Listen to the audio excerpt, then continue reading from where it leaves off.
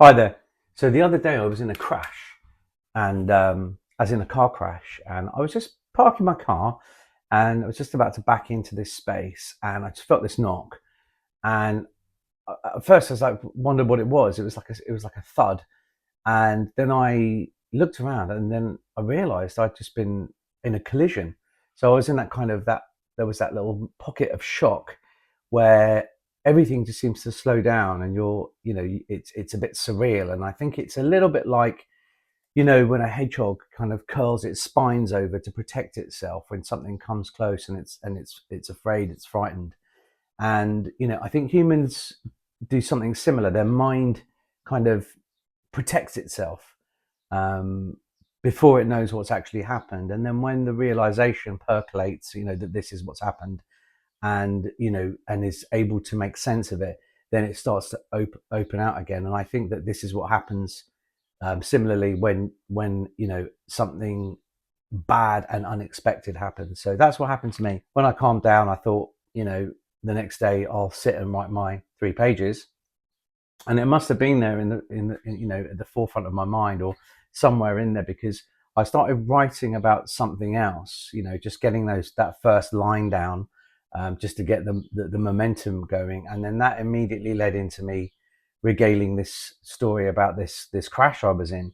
And it was quite interesting, actually. So here's the 3 pages. um, Without people there is no life, and nothing much to talk about, and yet people cause so much aggravation, intentional or not. Yesterday I was parking my car in town when I heard a bang, and shortly after that realised that there had been a collision, and shortly after that realised that it was a collision I was involved in. One moment parking, the next bang. Actually, it was more of a dull thud, frequencies in the lower register that filled my ears.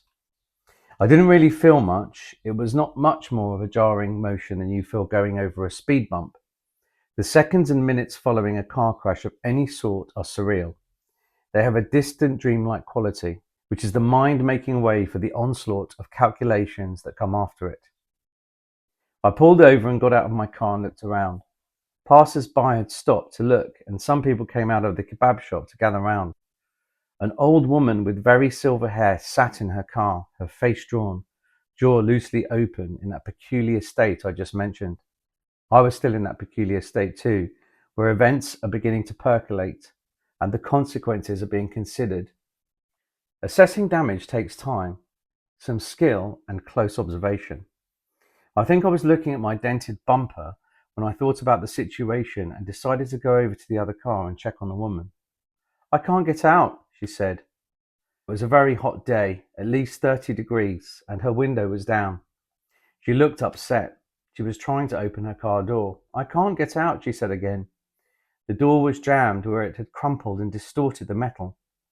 Something about the nature of the damage was interfering with the door's latch mechanism. So I grabbed the handle and pulled the door hard from my side, and it came out, though with some difficulty, creaking loudly on its hinges. She got out. "I've been to hospital. I need to have a knee operation," she said to me, apropos of nothing. The woman was shaking. I put my hand on her arm, then on her shoulder, to steady her. What happens in this situation now, I wondered. As if he read my thoughts, a traffic warden with thick skin and thick glasses and a ruddy face and crooked teeth came over. He had one of those oversized hats on that looks like a black halo. He proceeded to tell me what we needed to do, so we did what he said and took photos of our cars and exchanged details. I was worried about the woman, but remembered what I'd been told years before, which is that when you're in an accident, don't admit fault or anything like that. That is for the insurance companies to wrangle over. "Well, my car's a write-off," the woman said. "But at least you can drive it," I replied. We hugged. She was in deeper shock than me, and I think that was the case because the damage to her car was right by where she'd been sitting. It must have made a hell of a bang. All so sudden, so quick. It's impossible to say exactly what happened. Perhaps there's footage somewhere, who knows? When I went back to my car, the dent in my front bumper had popped out. When I scrubbed the damaged area later and all of the paint streaks had come out, the damage was barely visible. Since then, I've had to deal with the insurance company we're with, saga. I think the clue is in the name. I called them yesterday, then again today, and I still have no idea of the claims process or where I'm at with it. So those are the 3 pages that I wrote shortly after I'd actually been in this accident. And like I say, I didn't plan on writing about this accident. So the first line here, without people, there is no life and nothing much to talk about. And yet people cause so much aggravation, intentional or not. Now, I think that thought had come to me because of something else. What that did is it was like a key that unlocked this stuff that was inside of me pertaining to the accident. And then that was all I wrote about for 3 pages. Now, the tricky thing here was 3 pages really isn't enough to communicate everything that happened in those, I suppose it was like over a period of about 20 minutes. There's so much data and so much information in a situation like that. It's where do you focus your lens when you're writing the story? My lens, I suppose, in my head, my lens was where my eyes went and the route that they followed as I progressed through a situation that had happened to me unexpectedly.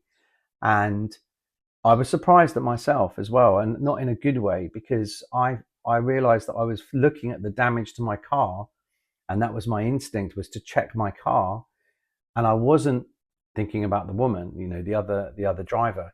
So I had to sort of snap myself out of that, and I suppose I was a bit dazed as well, and I had to then go over.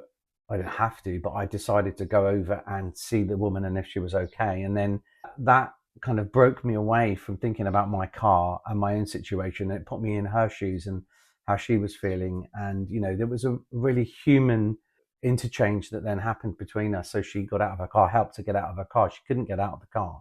She was jammed in where the side of the car had been ripped out by the impact.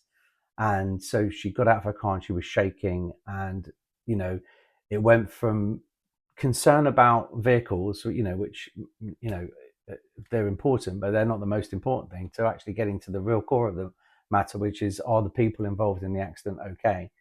And later on, I actually discovered that, I not at one point when I spoke to the insurance company did anyone actually say to me, "Oh, you've been in an accident. Are you okay?" And it really made me realize how detached we can be, and how we have to remind ourselves to put ourselves in the shoes of other people and kind of, have that, even if it's a little bit forced, it doesn't matter. But if you can just get there, if you can get to that point of empathy, where you can see the world through the other person's eyes and imagine how they're feeling, then you can really start to communicate. And after that experience, I learned from the woman, she told me that, she phoned me up and we spoke, and she said she was really happy that, I dealt with it in such a calm way. So whilst I was criticizing myself for not being a little bit more, quick on my feet to get to her and see if she was okay, she was actually delighted, if shaken up, she was delighted that I'd spent some time, with her, and we'd had a hug, and, that had made her feel better about what was, for her, a very sort of disturbing situation. And like I say, I think it was worse for her because where it hit hers, it was right next to where she was sitting, and she had her window open. So, like I said, in there, it must have been like a hell of a bang. So, it's when you're writing about something like that, you have to really think about where your lens is, and you have to. Stanley Kubrick, somebody said to him, how do you know what to shoot? And he said, you just shoot the story. You point the lens at the story. And in my situation, the story was everything that I saw and my experience of it. And I suppose the flow of this story goes from me getting out of the car, looking at the front, to the woman. And, there's a lot about the woman in these 3 pages. So anyway, I suppose if I was going to give any like tips or anything, if something does happen in your life that's a shock to your system, don't necessarily write about that. Only do that if you find that your mind wants to let go of it whilst you're writing your 3 pages, rather than forcing yourself to write about it, because your mind will let you know when it's ready for that story to be told. I think with the filming of The Crown is a good example. The director didn't want to make another series because it was too close to events and it would feel like journalism as opposed to a kind of, a sort of a reflection on what had happened, because you understand what's happened a lot more when some time has passed and you've had an opportunity to let that information sink in. I mean, it's almost a flaw in human thinking that it takes us such a long time to work out, what problems are and what actually happened. So, often by the time we work things out, the event is deep in the annals of history. Anyway, hope that's been useful, and I shall be back with another 3 pages as soon as I can.